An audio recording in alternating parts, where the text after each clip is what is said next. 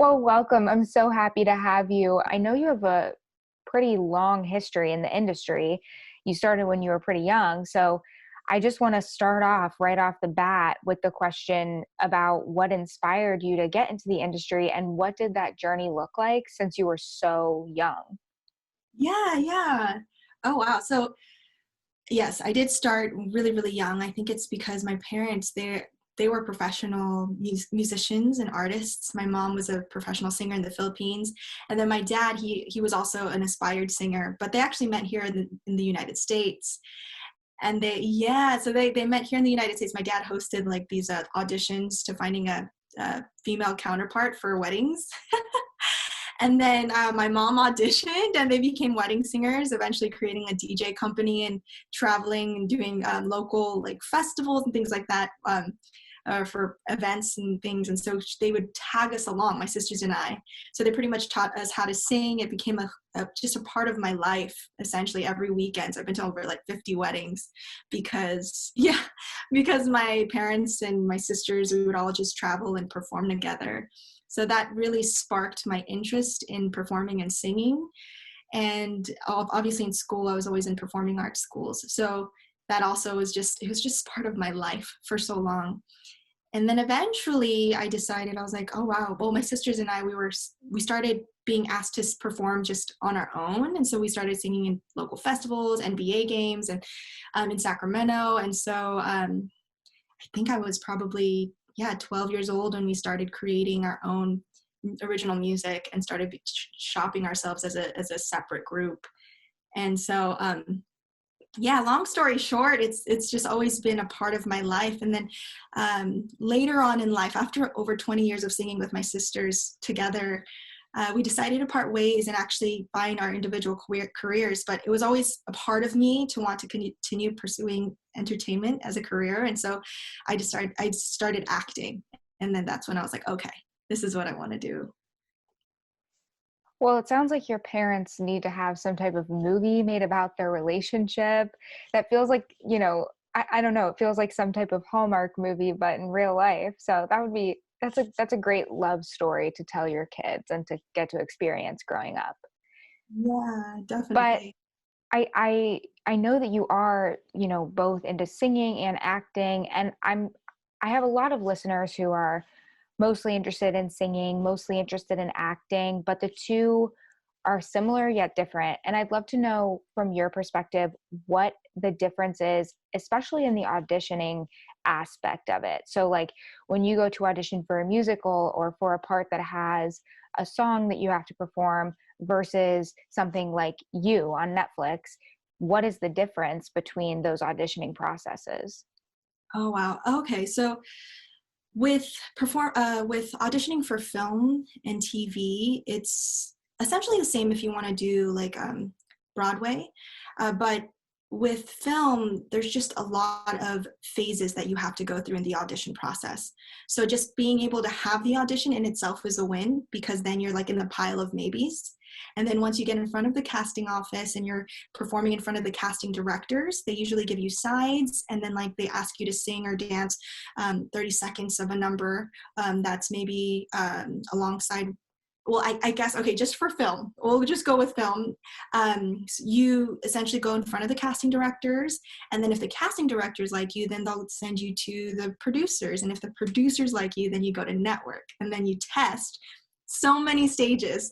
And then you test, and you either do a chemistry read with your counterpart, or you do something of that nature where you're in front of the director and all the people at the network.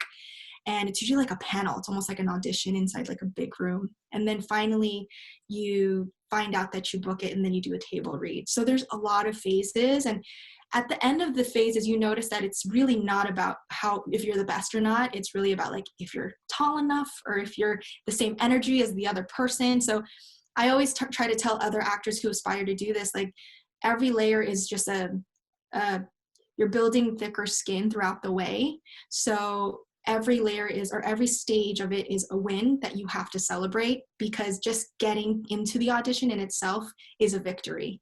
So I always try to tell myself that because it's so difficult to, when you especially when you get so close, um, So for film, it's that kind of sequence, you know. And even when you do book it, I do want to disclaim, like, even when you book it and you do the table read, you still aren't guaranteed the part. You know, they can replace you during the table read because you just didn't feel right still. So it could, even if you sign the contract, they can still switch you out. So it's, I mean, I guess the most final or the most definite time in which you book something is when you're actually shooting and actually taping.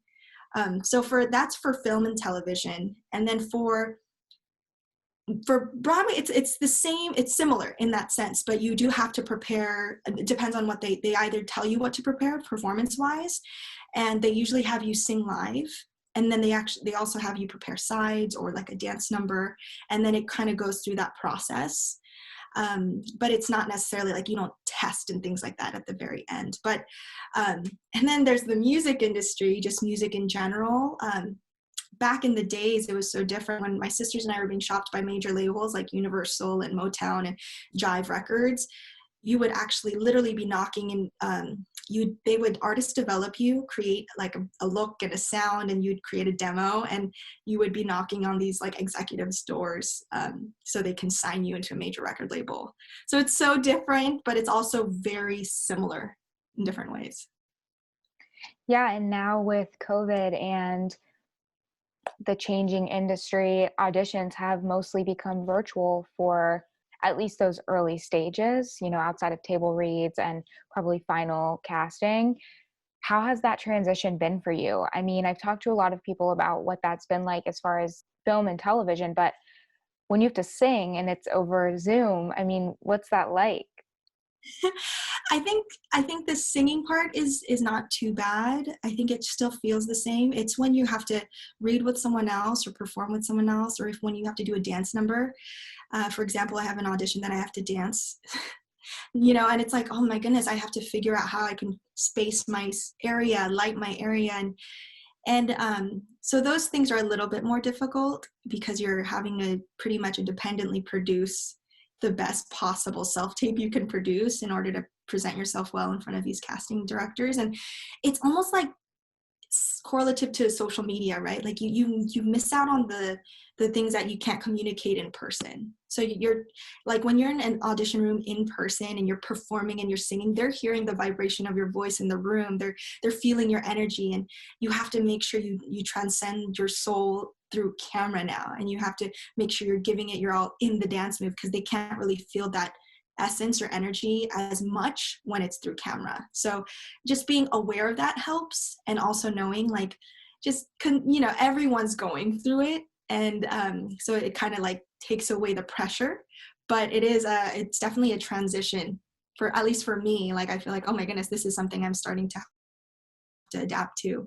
But yeah, there's benefits too, though. Like, you know, before you get into an audition room, you know, like, you're hearing people sing, and you're hearing, you know, you're hearing I guess the other people that are auditioning for it. And when you're in this kind of state, you get to choose when you can put it on tape. You're in the comfort of your own home, or you're in the comfort of wherever you self-tape.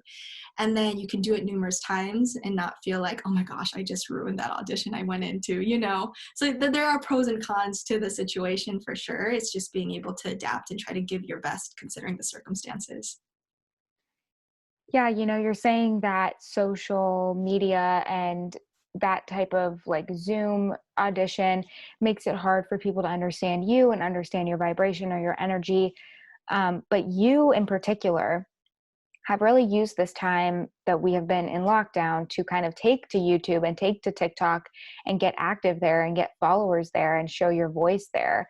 So I'm wondering what inspired you to join those platforms, and how did you cultivate such a large following? What do you attribute that to? Yeah, well, for YouTube, I've always kind of done YouTube.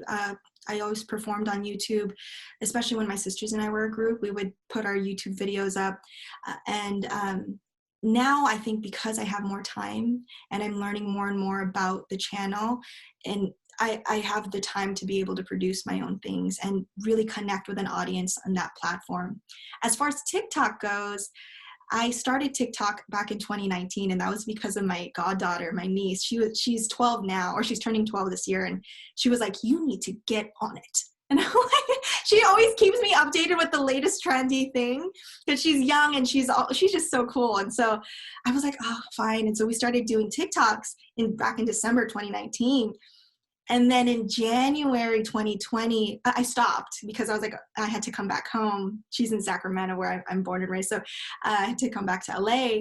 And then I stopped, and my parents actually visited me in January 2020.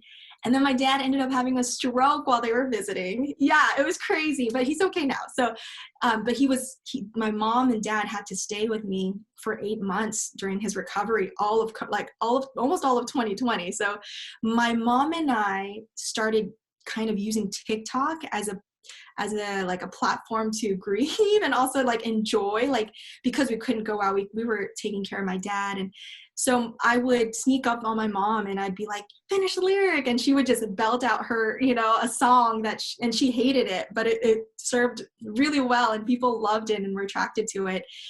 And after that, I think that because TikTok is still fairly new, I mean, in early 2020, people kind of gained that attraction to like the chemistry my mom and I had, and they kind of thought it was like really fun. And so it was always like singing and just having a good time. And so and so I really continued to put more content on those platforms to just, again, have a connection with an audience one-on-one without like any other like gatekeepers or anything. It was just like, it felt personal, even though it was like we were talking about a bigger audience.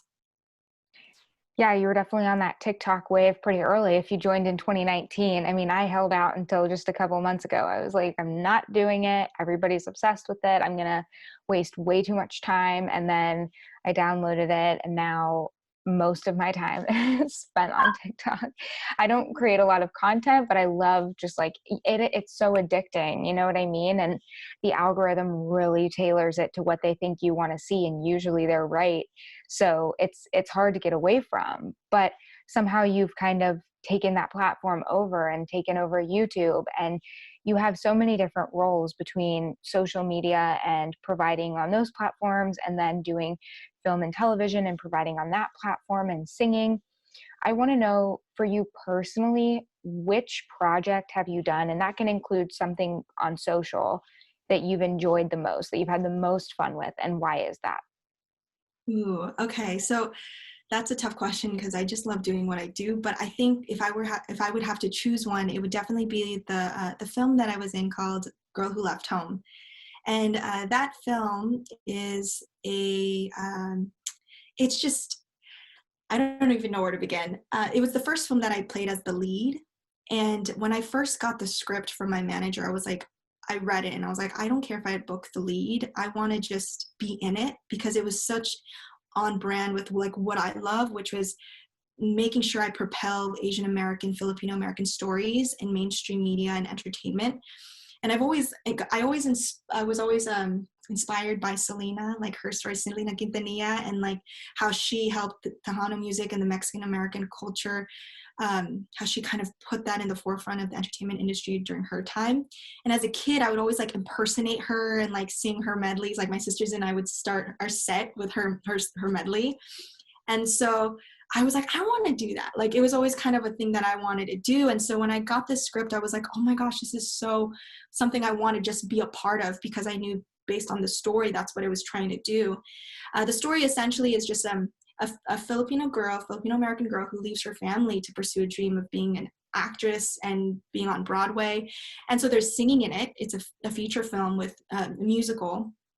And so I was like, I don't care. I could just be like, dancer number 3 in the back, as long as I'm a part of it. And so when I booked it as the lead, I was like, oh, I felt so overwhelmed. And since that moment, I was like, okay, I'm going to take every moment and be grateful and just really try to deliver for the sake of the story, and deliver for the cast and the crew. And I got to play alongside Emmy Colagado and Paolo Montalban, Prince Charming from Cinderella with Brandy. And I grew up watching them, and to be able, Emmy played my mom and Paolo played my uncle. I was like, I just felt honored, and I learned a lot from them. I took it as a learning experience, and I wanted to make sure I delivered my end of the whole project. And we still communicate. So we shot that in 2018. And like Emmy and I still talk almost every day. Paulo and I, we talk. And so it's one of those things where those things don't really happen. It happens probably once or, in your lifetime. And so that's one of those moments where I will always cherish and be grateful for. And that was also such a big learning experience for me. When you spend so much time with a cast, you become like almost family during that time. And I've heard a lot of people say that they take those friends with them throughout their lifetime. So it's great that you kind of got that experience, especially with your, actors that you've watched throughout your childhood and now they're your friends in real life. I mean, that's the dream as anybody, not just an actor. But you've had so many amazing projects that you've done because you've been in the industry for so long. And I know COVID has kind of thrown a wrench in things for most people in the industry. But do you have anything fun coming up? Any new projects you want to talk about? Yes, definitely social media. I'm starting to post. I post on YouTube every Sundays, and Instagram and TikTok. I'm always posting new content. I also have a short film that's coming out called Omalara. I'm excited for everyone to see. And yes, and then Girl Who Left Home, the film that I'm in, it's actually circulating still in the film festival circuit. So you can watch it from March 4th through 14th. It'll be in the Seattle Asian American Film Festival. So that's available for anyone in the US who wants to see it. And yeah, I'm also focusing a lot. I'm revisiting music. So I'm really excited. I've been writing a lot, talking to different producers and kind of finding a right sound and direction. But I'm really taking my time because music in me is like, it's like a long-term relationship that we're rekindling. It kind of feels like that because it was like something I always did. And so now I'm like, okay, let's get serious and let's really like revisit and regain the love that we have with each other. And hopefully it's going to be great, but I can only hope. But yeah, so this year I'll definitely have maybe like a single that'll be coming out very soon. That's a ton of stuff going on. I think that's the benefit of being in so many different aspects of the industry, because if one thing isn't really working at the time, maybe something else is. And if you have a little bit of a following through your films and your music, it's, easier to get that following on social, and that can become its own thing, and you've really kind of shown that. So before we wrap, I just want to ask you a fun question. I haven't had singers on the show a lot, and I've always wanted to ask this question. So give me the top 3 songs that you would describe as the soundtrack to your life. If your life were a movie, what songs would be playing? Oh my goodness. This one is so funny. I love this question. I think, okay, definitely a Dua Lipa song would play. Like, if you don't want to see me, like it just, she pumps me up in the mornings, like for a workout. So she would find herself in that soundtrack or this, this film or whatever. I think that if I were to like really channel in, I love gospel music. So,